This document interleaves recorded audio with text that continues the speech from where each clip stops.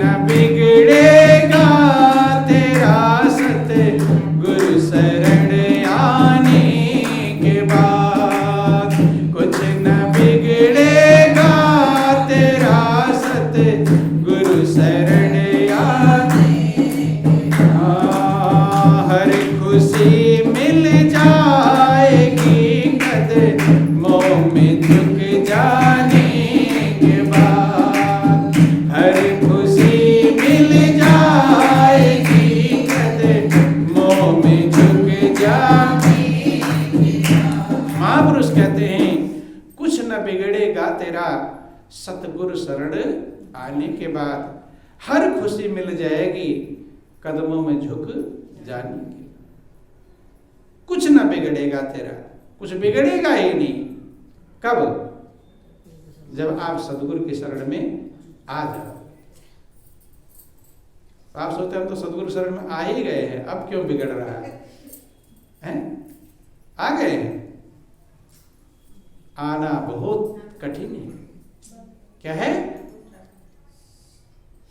सतगुरु की शरण में आना आसान काम नहीं है। ज्ञान दीक्षा ले लिया और सोच लिया कि आ गए सतगुरु शरण में, ये होगा नहीं। ये तब होगा, कहते कुछ न बिगड़ेगा तेरा। जब कुछ न बिगड़े, बिगड़ेगा नहीं आगे भी, कभी भी ना बिगड़े, तब सतगुरु शरण में आना कहलाता है। और हर खुशी मिल जाएगी। जब हर खुशी मिल जाएगी तब समझ लो सतगुरु शरण में आए। क्यों? क्योंकि सतगुरु शरण का मतलब ये नहीं ज्ञान दीक्षा ले लिए आगे हो गया सतगुरु शरण। महापुरुष समझाते हैं कि सेवक और स्वामी एक मत के होने चाहिए।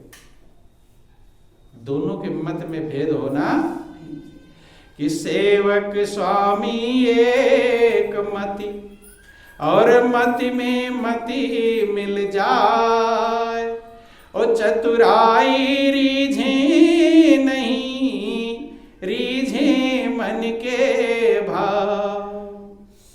सेवक स्वामी एक मति, जो स्वामी की मति है वही सेवक की मति हो जानी चाहिए। एक मति, जब तक एक मति नहीं होगी तब तक शरण माना जाएगा नहीं।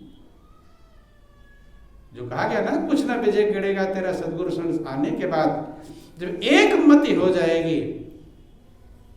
चूंकि बंधुओं ध्यान देना, भेद है, ये उनका बेटा है, ये मेरा बेटा है। भेद रहता है कि नहीं?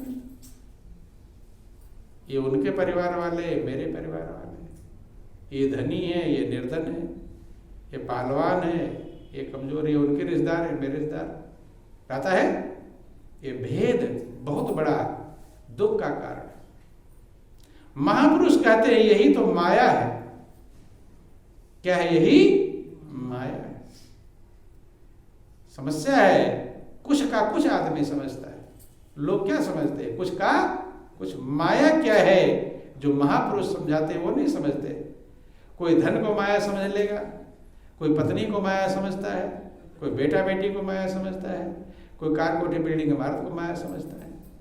लेकिन माया क्या है? भेद ही माया है। भगवान राम ने लक्ष्मण को समझाया रामायण में। जब लक्ष्मण ने पूछा, चूंकि समझने का मौका कभी कभी मिलता है, जब सीता का हरण हो गया और बरसात के महीने कहीं सीता को ढूंढने जा नहीं सकते, नदियां हैं, नदी पार नहीं कर सकते, क्योंकि बारिश में नाले भी नदी का रूप धारण करके बहते हैं। और अब तो पुल इत्यादि बन गया। पहले बरसात में एक प्रकार जिंदगी रुक जाती थी लोगों की। पहले का समय था, बारिश के समय में लोग अपना नमक इत्यादि रख लेते पहले खरीद करके, बाजार नहीं जा पाएंगे। और नमक माचिस जो भी व्यवस्थाएं हैं, बाजार नहीं जा सकते, जाएंगे कैसे? नदी है, तमाम सारी व्यवस्थाएं हैं। तो बरसात के महीने पहाड़ पर ठहरे हुए थे, तो लक्ष्मण ने तमाम बातें पूछा। किससे? भगवान राम से। कि सुर नर मुनि सचराचर साई, और मैं पूछो निज प्रभु की नाई। देखो लक्ष्मण का दृष्टिकोण कैसा है कि राम जो है सुर नर मुनि सचराचर साईं, सबके साईं है, मालिक है। सुर माने देवताओं के, नर माने मनुष्यों के, मुनि माने मुनियों के, सचराचर जितने चराचर प्राणी हैं सबके मालिक है। हाथ जोड़कर कहते मैं पूछूं निज प्रभु की नहीं, कि मोहि समुझाई कहो सोई देवा, और सब तज करो चरण रज सेवा। मेरे कल्याण के लिए मुझे समझाइए। कोई बिरला समझना चाहता है, लोग समझना नहीं चाहते हैं। लक्ष्मण समझना चाहते हैं। मोहि समझाए कहो सोई देवा। लक्ष्मण कहते हे देव, हे प्रभु, आप मुझे समझाइए। क्या समझाइए? पैसा ज्यादा मिले इससे ये समझाना है? देखो कल्याण की बातें लोग नहीं समझना चाहते। आते हैं लोग, कोई कहता है मेरा बिजनेस कैसे बढ़े, कोई सोचता है मेरे बेटे की शादी कैसे हो जाए, कोई मेरे बेटे के साथ बेटी की शादी कैसे हो जाए, नहीं समझ में। कोई पड़ोसी बहुत परेशान कर रहा है, वो ठीक कैसे होगा, नहीं। कल्याण की बातों को कोई पूछता नहीं। लक्ष्मण पूछ रहे हैं कि मोहि समझाए कहो सोई देवा, और सब तज करो चरण रज सेवा। क्या कल्याण की बातें हैं? कि कहा हो ज्ञान विराग अरु माया, और कहा हो सो भगति करो जे दाया। कि हे प्रभु आप ज्ञान को समझाइए। ज्ञान क्या है? कहा हो ज्ञान विराग अरु माया। ज्ञान समझाओ। ज्ञान किसे कहते हैं? विराग माने वैराग्य क्या है ये समझाइए, और माया क्या है ये समझाइए। ये कभी आपके मन में विचार आता है? ये सब पूछो। दुनिया के लोगों से हजारों बातें पूछते हैं, लेकिन लक्ष्मण ने जो भगवान राम से पूछा है कोई पूछने का प्रयास करते हैं?